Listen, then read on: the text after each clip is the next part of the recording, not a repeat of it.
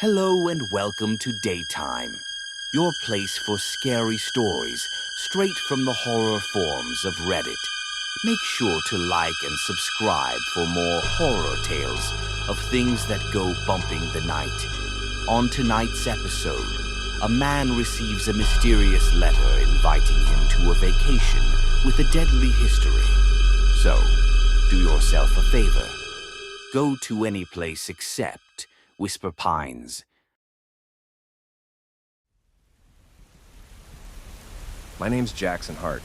I'm 28 years old, and I need you to listen carefully to what I'm about to say.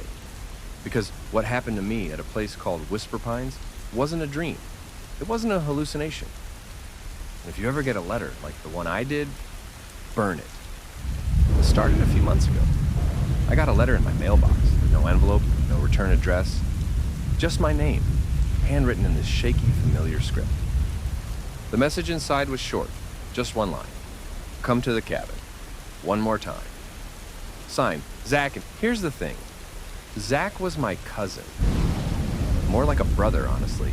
And he died 3 years ago in a hiking accident in Colorado. Fell off a ridge. They found his body.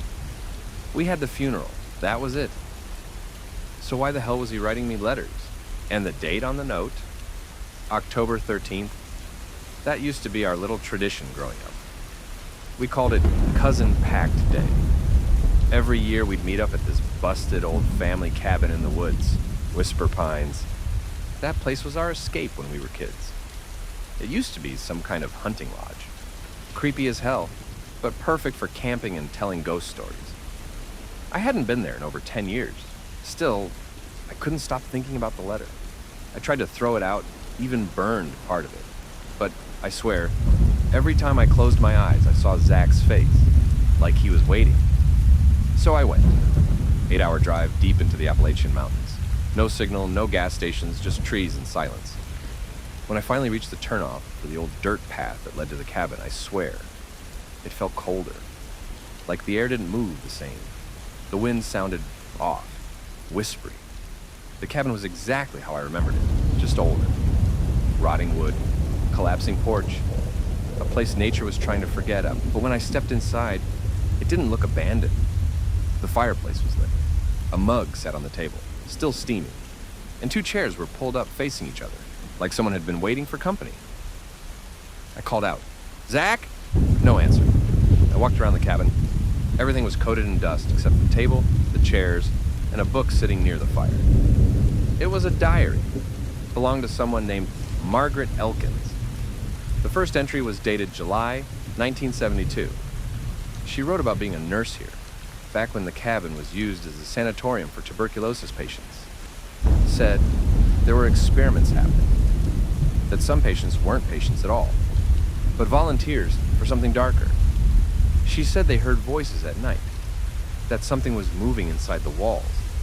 She kept writing about someone or something called the Whisper Man. Said he came when the wind stopped. Said he only showed up for those who couldn't let go of the past. Right when I was about to close the diary, I heard it. A voice. Someone whispered my name. I spun around. No one was there. Nothing but shadows, and the sound of the fire cracking behind me. But I know that voice. It was Zach. I didn't sleep that night. Every hour I kept hearing faint creaking around the porch, like someone walking in circles, not pacing, not running, just slow, deliberate steps. Then I found something carved into the wood above the fireplace. It was my name.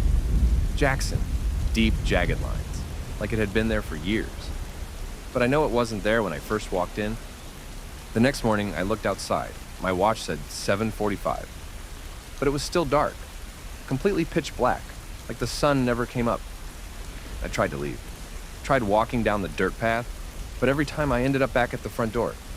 I must have walked that trail 3 or 4 times, and every time, same result. It's like the woods were folding in on themselves. I went back inside, and that's when I saw something new. The mug on the table, it was gone. In its place was a tape recorder. I hadn't noticed it before, and didn't even know it was there. So I pressed play.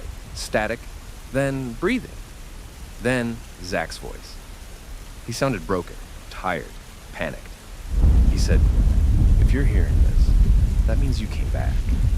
That means you're next. You need to burn the cabin, Jackson. Burn it to the... And then it cut off. I stood there in silence, just staring at the recorder. And that's when I heard it again. That same whisper. You came back too soon, Jackson. This time, it came from right behind me. I turned, nothing.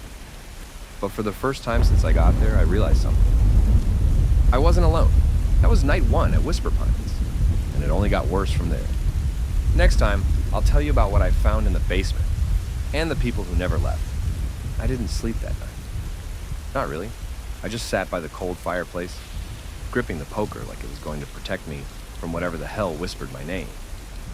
I tried the door around 5 a.m., still locked. Not by the bolt, just stuck. Like it didn't want to open. Like the whole cabin was holding its breath. By 8 a.m., it was still pitch black outside. No sunrise, no birds, no wind. Just the same thick silence. I tried leaving again, took the same dirt path out. I even marked trees this time with my pocket knife to make sure I wasn't imagining things. It didn't matter. Every time I ended up back at the cabin, from a different direction, it was like the forest was folding around me. Like I was walking in circles, inside something alive. Eventually I just gave up and went back inside, and that's when I saw her. There was a woman standing in the hallway, pale, mid-30s, brown hair down to her waist. She wasn't dressed for the cold, just a long-sleeved t-shirt and jeans, no shoes. I froze. She didn't speak, just looked at me, like she was trying to figure out whether or not I was real. Then finally she said, "You came too early." I asked her who she was, how she got in. She just said her name was Elena, and she'd been here for 12 years. 12. I didn't know if she was insane or lying or what, but she looked tired. Like time didn't move the same for her. She warned me not to open the door after dark. Said something comes knocking, always 3 times, and if you open it, you're gone, forever. I asked her what the hell was happening, and she just said, "You got invited, like the rest of us." And then she left the room. I followed her, but she was gone. Not upstairs, not outside. Gone, like she was never there. And then I saw it, carved into the floorboards in the middle of the living room. A name. Elena K. 2011. Next to it, more names. At least 24. All different years. Some as early as 1943. At the bottom was a fresh one. Jackson Hart, 2023. I didn't carve that. I started searching the place like a madman, pulling up floorboards, opening every cabinet, every drawer. Eventually, I found an old tape recorder inside the chimney, half buried in soot. This one had a label, Zach, Day 3. I played it. He sounded worse this time, raspy, like he hadn't slept in days. He said, "They don't want you to leave. You have to listen to them, the others. They're pieces, trapped pieces. If you stay past night 3, you're not just stuck, you become part of the cycle." Cycle? What cycle? And then he said something I'll never forget. "You're not here to survive, Jackson. You're here to replace." Then static, and then silence. That night, I met the others. I woke up to voices downstairs. Multiple people talking calmly, like a dinner party. I crept down the stairs, slowly. There were 7 of them, sitting around the fireplace, all dressed differently, like from different time periods. A soldier, a teenage girl, a woman in a 50s house dress, a man in a priest's collar. None of them looked at me. None of them blinked. They just sat there, murmuring things I couldn't quite hear, like they were rehearsing lines. I backed away and stepped on a creaky board. Instantly, they all turned toward me, in unison. And I swear to God, they all had my face. Not exactly. Twisted versions, wrong skin tones, different eyes. But the bones, the jawline, it was me, or copies of me. I ran, sprinted up the stairs, locked myself in the bathroom, didn't sleep. Just sat in the tub with my hands over my ears until the voices stopped. By morning, they were gone.